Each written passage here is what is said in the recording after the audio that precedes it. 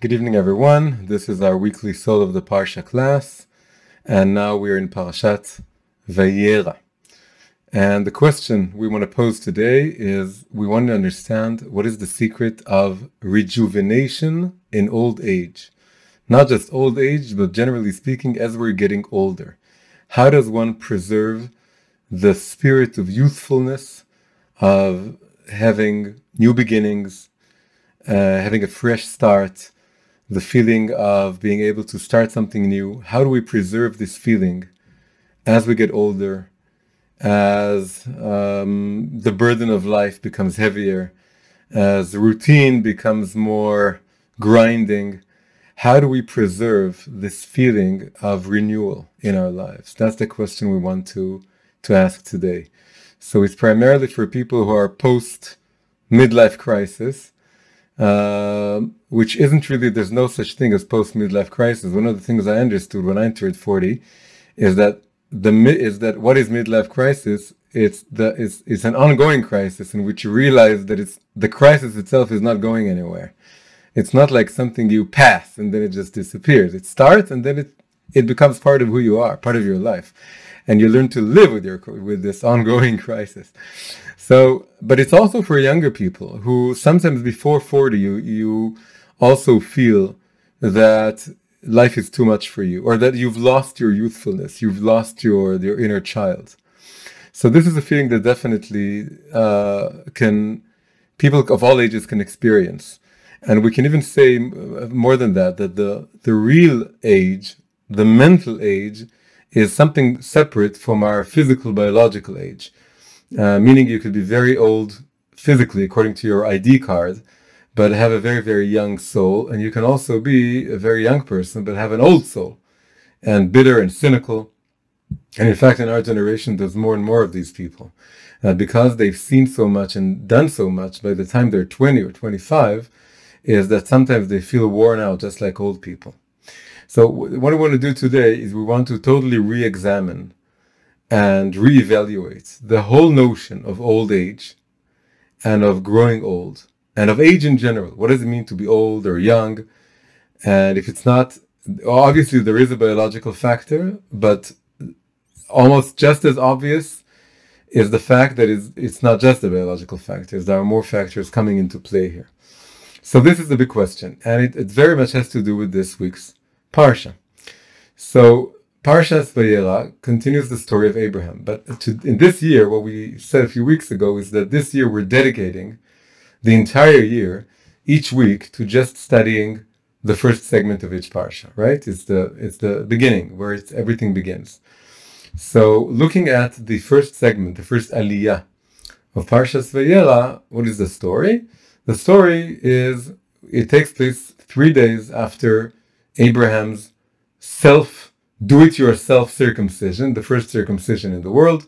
He circumcised himself just at the end of Parshat Lech Lecha, the previous Parsha. And now 3 days later, he's aching and he's sitting outside of his tent.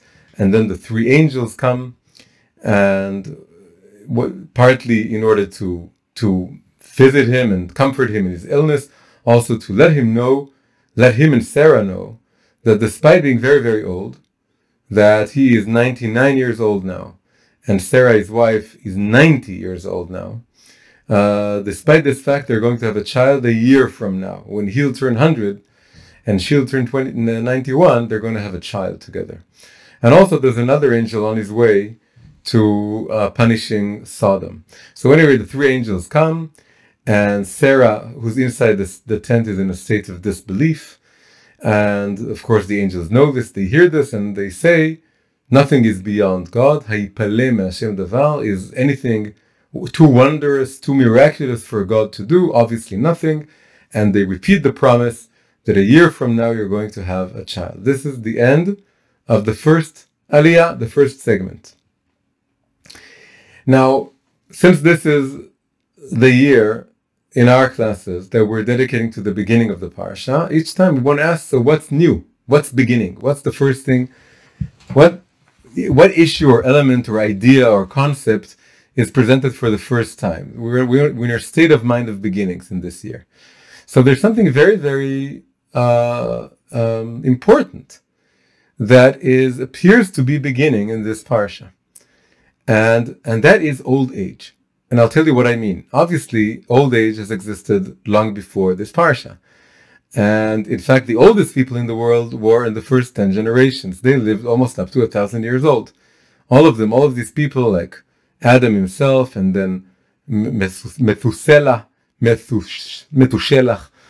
and he was the oldest one, and Noah also lived after the flood to be over 900. They all lived over 900 years old.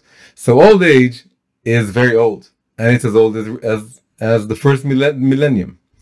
However, the Hebrew word for old age and for an old person appears for the first time in this parsha and in this segment of the parsha, in the first aliyah. And as it appears 3 times in a row. 3 verses in a row mention the idea of being old age. So it starts with the angel prophesying that I will return to you next year and your wife Sarah will have a son. And then it says Sarah was listening at the entrance of the tent, which was behind him. And then she says, and then the narrator, the Torah tells us, now Abraham and Sarah were old, Avraham v'Sarah zkenim. So this is the first appearance of the word zaken, which means old in Hebrew. And then it says another interesting term, which is ba'im bayamim. It's usually translated as advanced in years, but literally it means coming into days. It doesn't speak of years, it speaks of days. And it speaks of coming into days. That's the literal translation. The more, when you translate the meaning, it's something like advanced in years. But the actual term is more interesting, which we'll get to later on.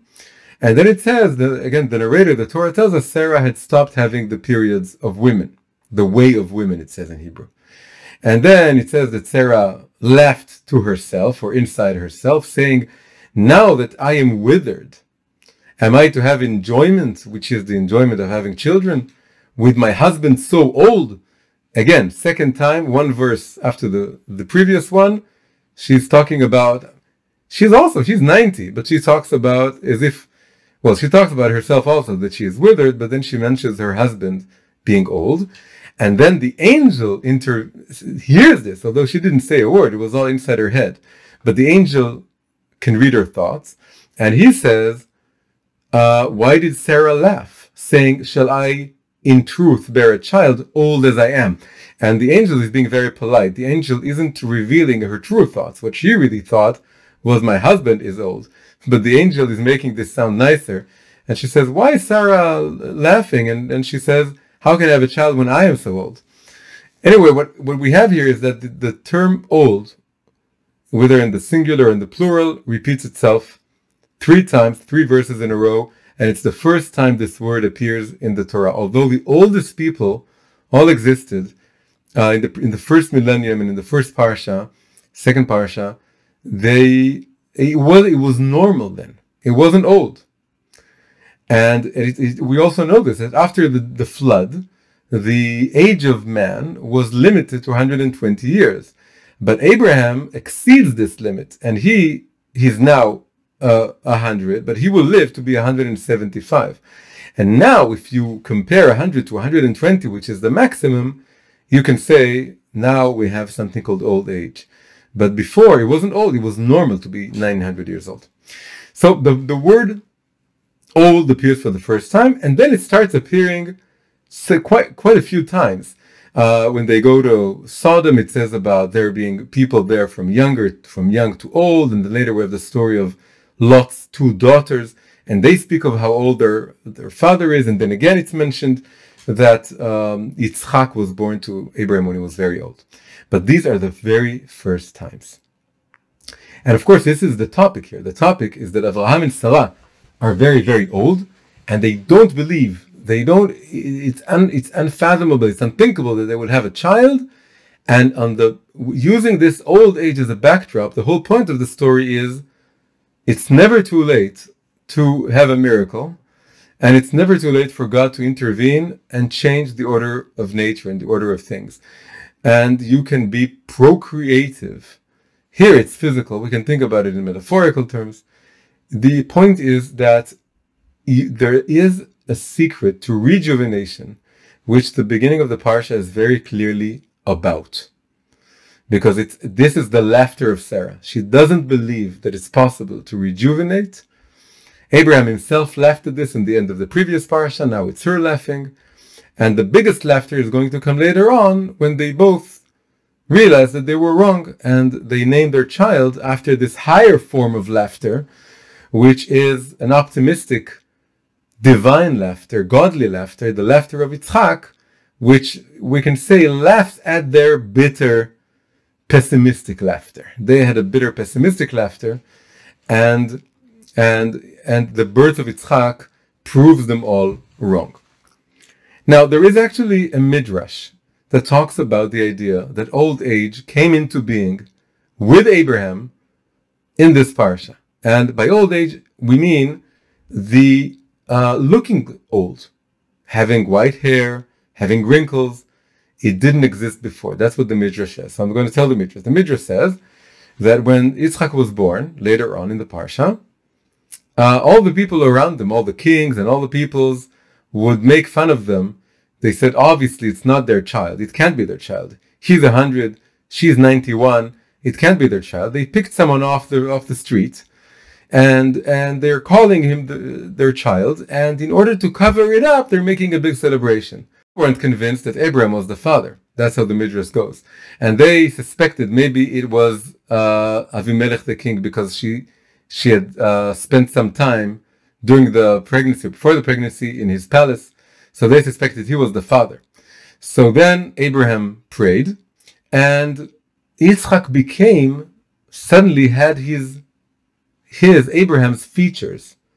He started looking like his father Abraham, and that proved that he was his child and not someone else's child. But then there was another problem. This is implied in the midrash. It isn't explicitly said. But it's implied that they were so much alike when Yitzchak was growing up.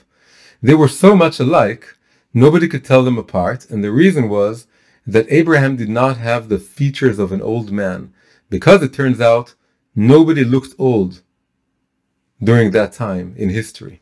Old age didn't exist yet as something. People had their objective age, but it didn't show. So then Abraham prayed, just like he prayed, that Yitzchak would look like him, so it would be very clear that he was his child, and there would be no room for all kinds of gossip that he wasn't his child. He prayed that he himself would look old, and would have white hair and wrinkles and grow bald and everything that accompanies old age, and in order for people to tell the difference. So it's a very interesting idea. So we can see here that this is a story of rejuvenation, but it's also the story of the person who's rejuvenating has absolutely no problem, no trouble seeming old. He doesn't care. In fact, he wants it. He prayed for it. It's all his fault. He's the reason that as we grow old, it shows. He asked for it. He wanted it. He didn't want to be ashamed of his old age. He wasn't at all ashamed of his old age. He looked very young. He looked just as young as his 20-year-old son. But he wanted it to show that you're old. So at one parsha, if you add this midrash, you have at one and the same time the what is it? The word did you say? It's a mirror image. Wet nurse. Thank you very much. That's the word I was looking for.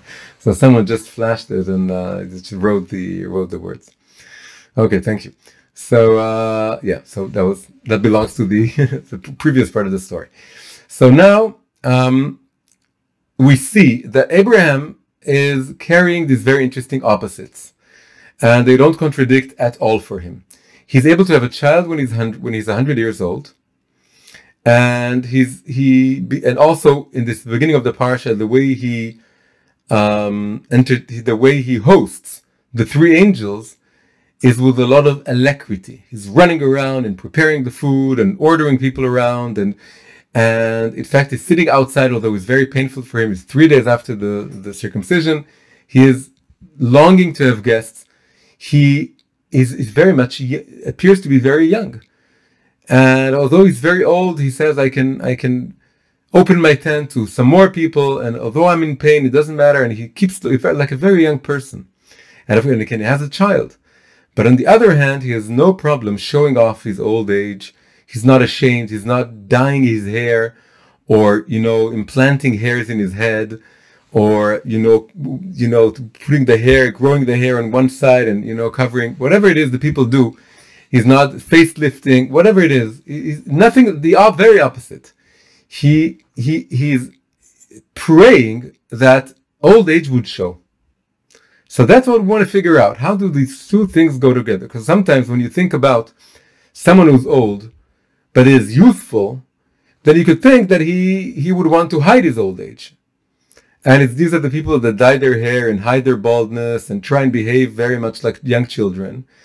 And the other people who appear to be tired or cynical or, bitter, they don't have this youthful energy. But here we have something else. We have someone who's not ashamed at all of his old age and is also extremely young in spirit. So that's what we want to figure out. Now, the word zaken, there are several things here that are in this parasha. Before we go into the word zaken, we'll add something from later on in the parsha, which is very interesting. This is a very interesting Kabbalistic concept, which is hiding in the parsha, in the background, because all deep Kabbalistic ideas, you won't find it on the surface. But it's there, and it says something very deep about this seeming paradox about Abraham and his old age. So later on in the parsha, we're told, at the end of the sixth aliyah, we're told that Abraham planted a tamarisk tree. In Hebrew, it's called eshel. He plants this tree, and then it says in the very same verse that he calls God the God of the world. But if the way you read it, it doesn't say El HaOlam, God of the world. It's something more interesting. It says God world, or world God, as if it's one thing. And there are a lot of Hasidic essays just written about this term. But we want to focus first on just the name of this tamarisk tree, the Hebrew name, which is Eshel. So Eshel is that's the name, 3 letters. Aleph, Shin, Lamed, Eshel. Then comes the Zohar. And the Zohar says that Eshel is an acronym. It's an acronym for 3 colors. Aleph, the first letter, stands for Adom, which is red. Shin, the second letter, stands for Shachor, which is black. And then Lamed, the final letter, stands for Lavan, which is white. So Eshel would be the acronym of red, black, and white. Red, black, and white. RBW. Right? That's, if you translate it into Hebrew, you get the name of this tree. Okay, so what does this mean? So in the Zohar, these are 3 emotional attributes, have to do with loving kindness and might and harmony or beauty, tiferet, what combines them. But then, if you open the Arizal, the Rabbi Luria, the greatest Kabbalist 16th century, he says it's not just 3 colors. It's the 3 colors you can find in a beard, specifically beard. Now, why is the beard interesting? Because the word beard in Hebrew is zakan, which is the exact same as zaken, old. Right? The word zakan, beard, comes from the same root as zaken, which is old. It absolutely goes together. And in fact, having facial hair is a sign of growing up, not being old, but maturing. When you're a child, you don't have facial hair. And the most prominent mark of someone who's growing older is that he starts having facial hair. And also it changes color as you grow older. And so a beard has to do with old age in Hebrew. So that you can have 3 kinds of beards. You can have a red beard when you're very young. That's what the Ari says. And then later on it becomes black, so to speak. Not that you see this, but you do see sometimes that red hair, people who are red-headed, it becomes darker. Like people who are blonde, it becomes a bit less blonde. It becomes darker as they grow old. So red, the same thing goes with red. So the red beard signifies the relatively youthful stage. Again, not an actual child wouldn't have any beard. And as you grow older, you do have a beard, but it could be red, or at least red is a metaphor for for, let's say, young-looking beard. And then as you grow older, it becomes black. And of course, as you become more old, it becomes white. So it's the same order of the letters, right? Eshel, Adom, Shachor, Lavan, red, black, white is the order of a person growing old. Before the tree is there, it's like having no beard. And then the tree, for some reason, is likened or is somehow reminds us of the three colors of the beard. So let's just open this up a little bit more to see what it means. The idea of the red beard is that red signifies fire and excitement, and being in Hebrew the word excited means flaming, leitlahev. When you're excited, you're going up in flames, and when you're young, you have a lot of energy. Two people in the Bible are described as being red-headed. The first is Esau, the evil twin brother of Jacob. He was red-headed in a negative sense, which means that his fiery excitement was all directed at this world. It all went for this world, the world of Asiyah, the world of action. Esav, his name, suggests the world of Asiyah, the world of action, which according to Kabbalah is the lowest of worlds, is this world. So Esav took all of his redness, all of his fiery and his red beard, and it went for this world. But then we also have David. David is a positive kind of redhead. And he takes all of his fiery excitement and he writes the book of Psalms. And he's very much excited about trying to constantly be connected to God. And he writes poems for God and prays to God all day long. And he constantly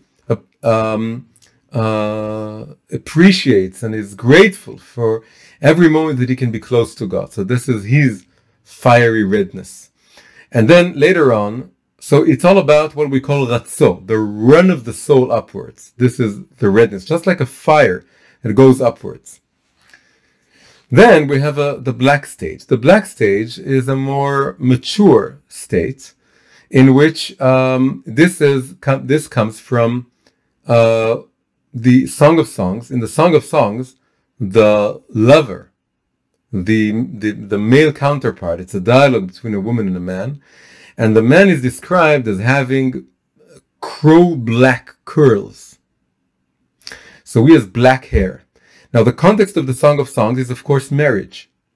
So we can say that the second stage, after the fiery redness, which is all about the run of the soul upwards, the second stage is when you become more mature, is you want to marry a woman. In this case, this is described as male. And you want to marry a woman, which means you want to settle down. So it's the very opposite of the fire going up. Now you want to settle down. It's not the run of the soul, it's the return of the soul downwards. And it has to do with settling down and building a home and building a family. So here, the concept of how we serve God is evolving, is developing from taking the fire of our energy and turning it where the first stage is we have to decide if we want to be like Esau or we want to be like David. And Esau takes the fire to this world and David to the world to come, and then it becomes a holy fire. And then in the second stage, you want to turn the fire maybe into water or something that flows down, and you want to build a home. And this is why the image of the black hair that the Ari takes comes from the context of the Song of Songs. But we still have the white stage. The white stage is described in a prophetic vision in Daniel. In Daniel talks about the Ancient of Days, Atik Yomin. This is a Kabbalistic image for the highest level of the soul. The three stages, the three beards, is like there's a ladder that we're climbing. So in Kabbalah, it would be that the red is the Sphira of Malchut.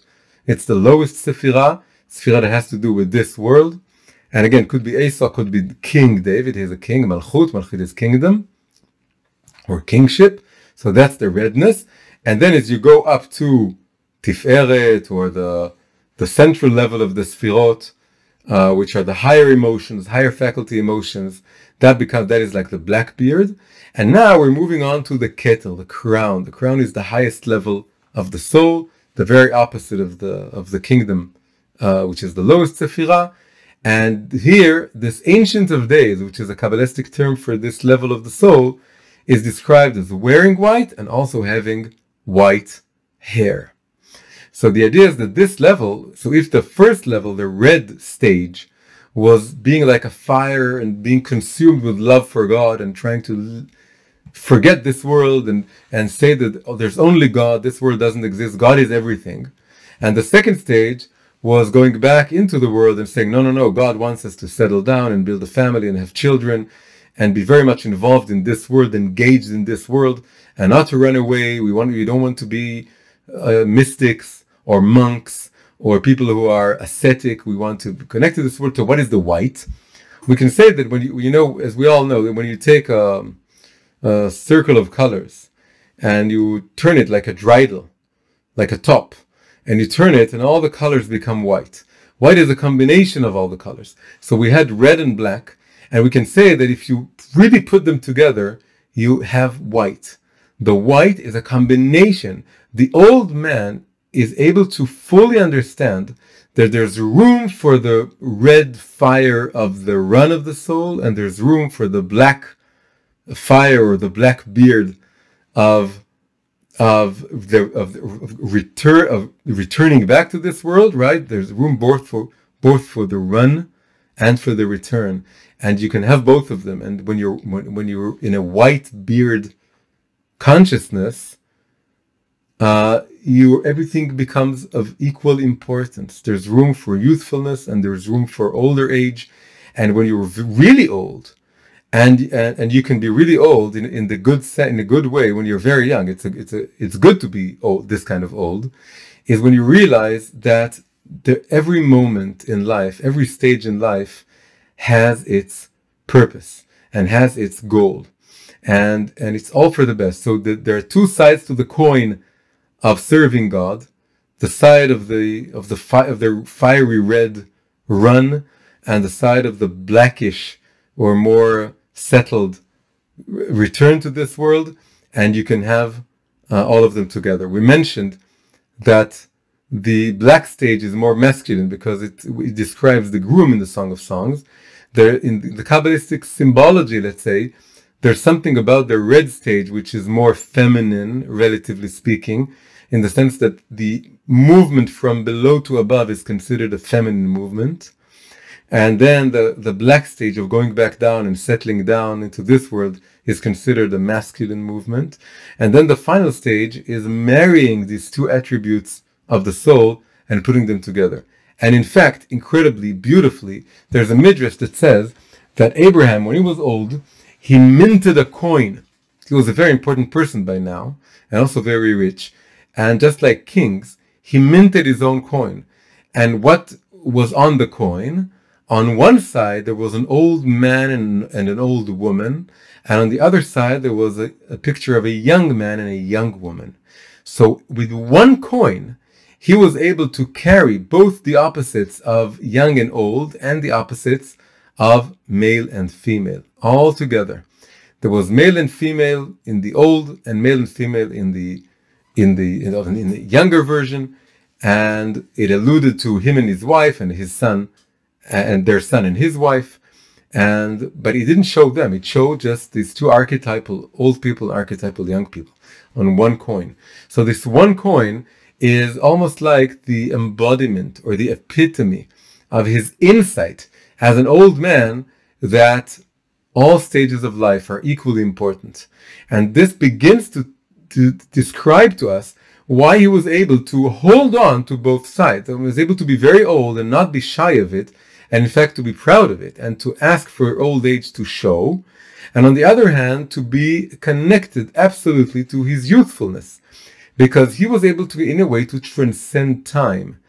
And it's dafka, the older person, who is able to do this more than it's harder for the younger person to realize that you can be both old and young at the same time. It's actually it would be wonderful for young people to realize this. When a young person realizes this, he's able to make use of his youthfulness in a much better way than he would if he wouldn't realize this.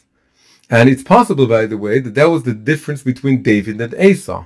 That Esau didn't realize this. So that's why he took all of his fire into this world, because he thought Now is the time that I'm young. This is the time to enjoy the world. Who cares about the world to come or all kinds of spiritual and ideas? I just want to enjoy this world. And he thought that being youthful is the very opposite of being old, or that it contradicts, and you have to make use of your youthfulness and do physical things with it. But maybe just a thought that David was what made him different from Esau. He had the same reddish nature, but what differentiated him was that he realized that he was able to be old while he was young, meaning he was able to look all the way into the future and realize what life is all about, just as people grow old and they realize, so what is my life all about? And then they start believing in God, and then they start asking themselves about the world to come. David was able to do this from the very beginning, and then he was able to take all of his youthful exuberance and channel it into higher levels of reality, and not into the lower levels. So this is the combination of being old and young at the same time. So, and now I remember this phrase that someone said once, a famous author. He once said something very witty and smart. He said, "Youth is wasted on the young." And here we can say that if you're like Esau, then youth is wasted on you. But if you're like David, then you're not young. You're an old soul in a young body, and then youth is not wasted on you. So anyway, we have this wonderful, beautiful idea that comes from this tree that he plants, which stands for 3 colors, which stands for 3 stages of growing old, and 3 beards. And the idea is that as you're old, you're able to see the value of all of them put together. Another thing we didn't say about the word zakan or zaken, right, beard or old, is that the sages took this word as a kind of acronym to stand for Zekana Chochma, that the zaken refers to someone who acquired much wisdom. So zikna is a sign of wisdom, and this is the wisdom of the old age, is to realize that there's something about both youthfulness and old age, and they can be put together. Now we want to get to the crux of the matter, and we want to ask, what was the secret of Abraham? How was he able to have this kind of equanimity, that he could see that you could be at the same time both old and young and actually live those 2 stages together?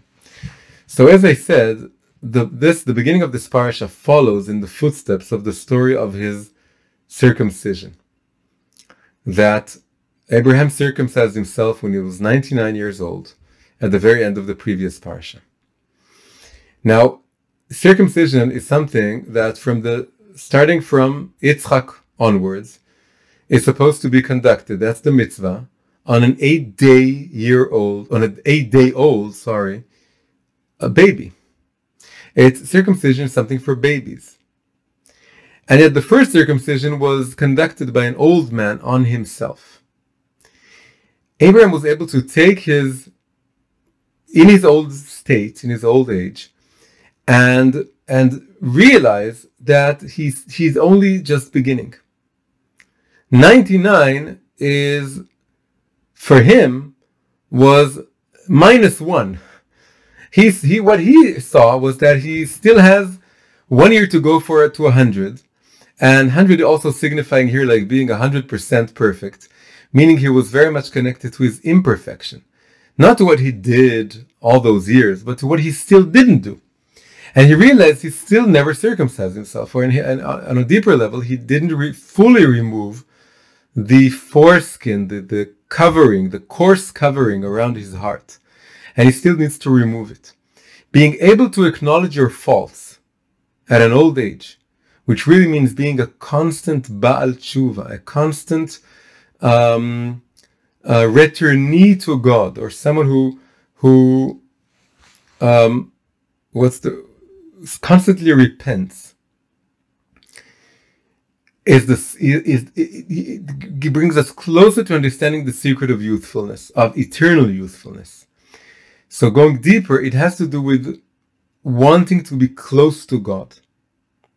If you don't lose the desire to be close to God. That's the fire of the first beard. If you preserve this longing, and it needs constant reawakening, but if you preserve the longing of being close to God, and God is infinitely far away from us, meaning that although I'm 99 now, or 46, or 85, or whatever it is, it doesn't matter what my age is, because I'm still far from God, just as a child that was just born today. And being acutely aware of this, having this consciousness in my head, carrying this consciousness, that I'm no closer to God than I was 50 years ago, 10 years ago. And I want to be close to God. I want to create this covenant with God for the first time, because in a way it never happened. That is the secret to youthfulness, is if I think about this world, I think about how I'm growing weaker and maybe more forgetful, and not being able to do what young people do, and all of this. That's concentrating on this world, and then I can only think of old age in comparing them to younger people, and then I don't see what's good about them, or I only see slightly what's good about them, but it doesn't rejuvenate me. But if I don't look at other people, and I don't look at this world, but I look at the world to come, and I look at God, and I look at the idea that I want to be close to God, that's when I can begin to feel like a little child, and so to speak, circumcise myself. Now, there's an interesting story to add to the whole idea here. Next Shabbat, the Shabbat in which we're going to read this parsha, marks the 160th birthday of the fifth Rebbe of Chabad, who we call Rabbi Rashab, and the Rashab Rebbe. So his birthday is Kaf Cheshvan, and in a few days from now, it's going to be the 160th birthday. So there's a story about him and about his birthday, right? Every year, on his birthday, he would read this parsha, Parshat Vayera. So the story is that once on his birthday, when he was either 4 or 5 years old, he went to see his grandfather, who was the third Rebbe of Chabad. He's called the Tzemach Tzedek Rebbe. Tzemach Tzedek is the third Rebbe of Chabad, and now we're talking about his grandchild, the future fifth Rebbe of Chabad. So when he was either 4 or 5, he went to his grandfather on his birthday, right? He got to visit his grandfather, the big Rebbe, on his birthday, and to go into his private room and have a private talk, which is something every Chassid longs for, is to have a yechidut, a private meeting with the Rebbe. And of course, it was Parshas Vayera, and we know he was either 4 or 5 because by the time he would turn 6, this grandfather would pass away. The grandfather would pass away sometime between his 5th and his 6th birthday. So it was, and 3 is too young for the story. So it was either 4 or 5. And he came in and he cried. He was crying, weeping. So his grandfather asked him, "Why are you crying, my son?" And he says, in this parsha, which is my birthday's parsha, it says that God revealed himself to Abraham. And it should be noted, by the way, that it was never described that he had this kind of revelation using the term Vayera, to be shown. He spoke to God and all kinds of things. To Abraham, God spoke, but he never appeared to him. So the 4 or 5 year old Tzemach Tzedek is, Rebbe Rashab is crying and saying, "Why doesn't God reveal himself to me just like he revealed himself to Abraham?" And he was genuinely, candidly crying over this in such a way that only a child can. Because what happens is that you grow older, you forget this kind of simple, naive, genuine desire to believe that God revealed himself to Abraham and he can reveal himself to you. So he was crying, and he says, "Why doesn't God reveal himself to me just like he revealed himself to Abraham?" And so his grandfather smiled at him. And before we tell what his answer was, we should say that there is a classical answer, because the Gemara also says the question. Well, in another way, The Talmud asks, why did Abraham circumcise himself so late? Why 99? Why not before?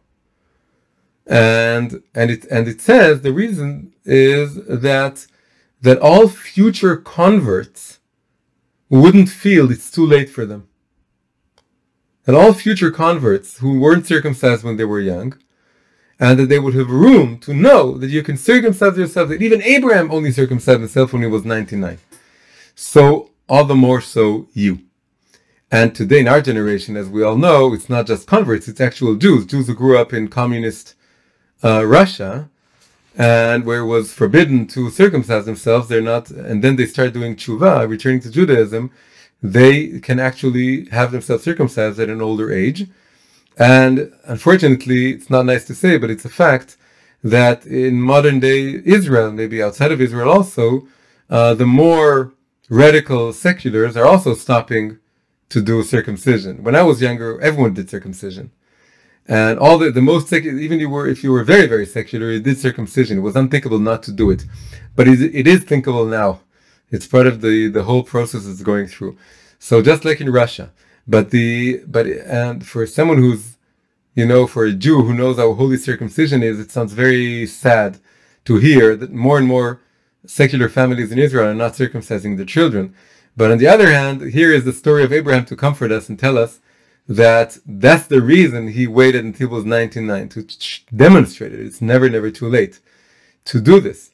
Anyway, this is not the answer that Tzemach Tzedek tells his grandchild. He gives him another answer. He tells him, my dear grandchild, if a Jew is 99 years old and he decides to circumcise himself, he deserves to have God reveal himself to him. And that sort of calmed down the 4 or 5 year old grandson, and he wiped his tears and he came out. And now this story became a very sort of classic Hasidic story. And what this classic Hasidic story is all about is that we should all take the example of this young child and sort of relive this kind of simple, naive hope that could actually evoke tears, that it's possible for God to reveal himself to you and to wish for it and to cry for it. All of the symbols here all stand for the stage that we said is likened to the oldest stage, which is the ketel, the crown, the superconscious level. This is the level of the white beard. But the story about this young 4 or 5 year old child is all about this stage also. Why? Because a child is in many ways connected to his superconscious more than an adult. And it was his birthday. And it says that on your birthday, your crown shines. In Hebrew, it says, mazalo gover, your mazal, your luck, or your superconscious consciousness shines and becomes brighter. And it was yechidut, it was being with the Rebbe on a one-on-one conversation. This also alludes to the yechidah of the soul, the highest level of the soul. So all of this together means, and also tears come from the superconscious. So regular tears, when you're in pain or if you're sad at something, regular, this comes from the heart. But if it's tears of joy or tears of longing, they come from the superconscious. And these were the tears of this young future Rebbe to be. So the idea is that this story is supposed to remind us that we all want to be like this child. And so the idea is again that the story of this child born on this parsha, reading the parsha the way he reads it, and longing and hoping that God would reveal himself to him in such a way, is really symbolic of what Abraham himself was able to do.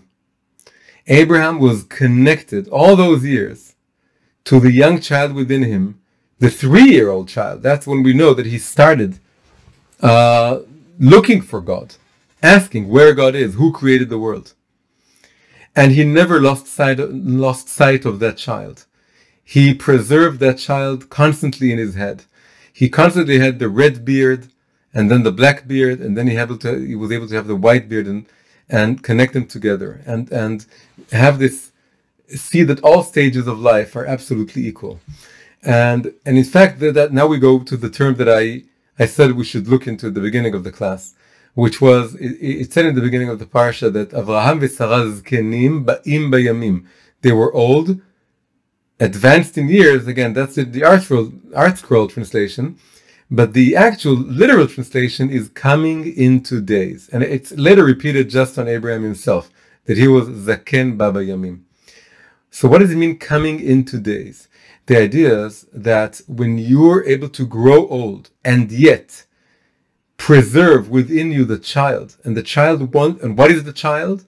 The child is the part of you that wants to be close to God, and that doesn't give up on being close to God, and doesn't let this world confuse him that it's possible to be close to God. If you keep those two things together, it means that you're going into each and every day as if it's the only day there is.